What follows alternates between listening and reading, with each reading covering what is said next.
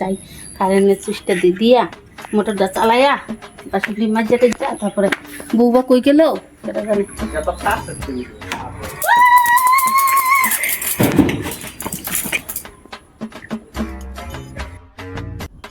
ব্যাঙ্গের বুড়ি মর। আমি যাবো না বাসাইতে বাবা, পরে যদি আমিও শট খাই মরে যাই।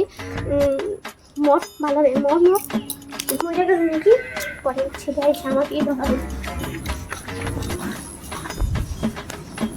মা, ও মা,